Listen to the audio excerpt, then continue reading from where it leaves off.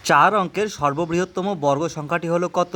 এ ৯৯৯৯, B ১০০০, C ৯৮০১, D ৯৯০০।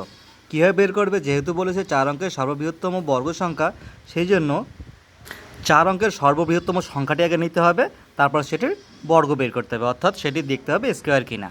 তাহলে চার অঙ্কের সবচেয়ে বড় সংখ্যা কী হবে? 4টা 9, অর্থাৎ ৯৯৯৯। এবার এটা আমরা কী করব? এই সংখ্যাটিকে চেক করে দেখব এ কোনো সংখ্যার বর্গ কিনা, অর্থাৎ পারফেক্ট স্কোয়ার কিনা। দেখো পারফেক্ট স্কোয়ার কীভাবে বের করবে? দেখো যেহেতু সংখ্যার 4টি, তাহলে এটা একটা জোড়া, এটা একটা জোড়া, তাহলে আমাকে প্রথমে বাদ দিতে হবে প্রথম জোড়াটি বাদ দিয়ে সর্বোচ্চ কত বাদ দেওয়া যাবে? 9। 9 লং কত হবে? 81। আর এই 99 থেকে 81 এবার বিয়োগ করব, বিয়োগফল কত পেলাম? 18। আর এবার পরের জোড়াটি নেমে যাবে, পরের জোড়াটি কত? 99। এবার দেখো 9-এর ডাবল কত? 18। এবার এখানে কত বাদ দিলে মিলে যাবে, অর্থাৎ সর্বোচ্চ কত বাদ দেওয়া যাবে? আবার একটা 9 বাদ দিতে পারি, এখানেও 9 বাদ দিতে হবে, এখানেও 9 বাদ দিতে হবে। এবার 9 দিয়ে এই 189কে গুণ করে এখানে গুণফল বসাতে হবে। কত হচ্ছে দেখো, গুণফলটি লিখে নিলাম 1701। এবার দেখো এটা থেকে বিয়োগ করব, কত দাঁড়াচ্ছে? 8, 9, 1, অর্থাৎ 198। এবার এই 198 এই সংখ্যাটিকে যদি আমরা 9999 থেকে বাদ দিই, তারপর যে সংখ্যাটি পাবো সেটি হবে চার অঙ্কের সর্ববৃহত্তম পারফেক্ট স্কোয়ার নাম্বার, অর্থাৎ চার অঙ্কের সর্ববৃহত্তম বর্গ সংখ্যা। দেখো বিয়োগফল কত হবে? বিয়োগফল হবে 1089, অর্থাৎ 9801।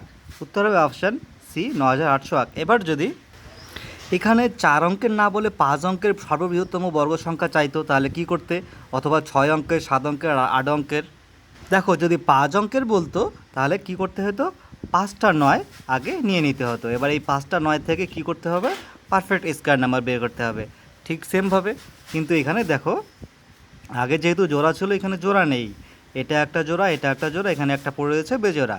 তাহলে এখানে 99কে বাদ দেওয়া যাবে না, প্রথমে বাদ দিতে হবে 9কে।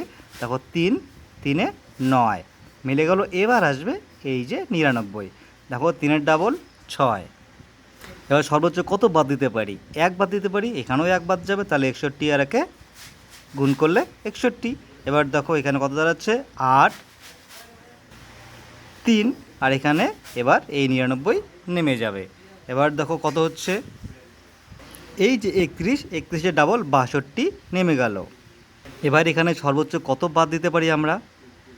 সর্বোচ্চ 6 বাদ দিতে পারি। দেখো 6 6 36-এর 6, 6 দুগুণা 12 আর 3 15-র 5, হাতে থাকলো 1।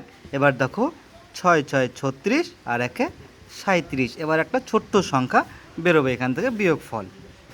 এই যে দেখো আগের মতো একটা সংখ্যা বেরিয়ে গেলো, বিয়োগফল 143। এই 143কে কি আর যাবে? যাবে না কখনো, কারণ এখানে সংখ্যা বড় হয়ে গেছে, 626।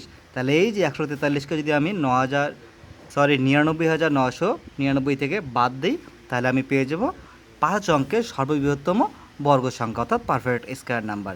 দেখো এখান থেকে 5টি 9 থেকে বিয়োগ করব 143, দেখি সংখ্যাটা কত আসে। দেখো এখানে আসলো 6, 5, 8, 9, 9, তাহলে কত হলো? 99,856। এটি হচ্ছে 5 অঙ্কের সর্ববৃহত্তম বর্গ সংখ্যা। তাহলে তোমরা এবার যদি 6 অঙ্কের দয়, 7 অঙ্কের দয়, 8 অঙ্কের দয় নিশ্চয়ই করতে পারবে। এই প্রসেসটি তো তোমাদের জানা আছে, এবং জানা না থাকলেও চর্চা হয়ে গেল। এবার যদি বলে 6 অঙ্কের, তাহলে 6টা 9 নেবে এবং সেখান থেকে কত অবশিষ্ট থাকছে সেটাকে বিয়োগ করে দেবে। যদি 7 অঙ্কের বলে সেম প্রসেসে সমাধান করতে পারবে। এছাড়াও তোমরা যদি ক্যালকুলেশন ছাড়াই মনে রাখতে চাও, তাহলে এখানে আমি লিখে দিলাম। দেখো 2 অঙ্কের সর্ববৃহত্তম বর্গ সংখ্যা কী? 9-এর স্কোয়ার অর্থাৎ 81 সংখ্যাটি হবে। 3 অঙ্কের কত হবে? 31-এর স্কোয়ার অর্থাৎ 961 হবে। 4 অঙ্কের কী হবে? 99-এর স্কোয়ার অর্থাৎ 9801। এবং 5 অঙ্কের কত হবে? 316-এর স্কোয়ার সমান সংখ্যাটি হচ্ছে 99,856। এই দুটো আমরা নিজেরাই বের করলাম।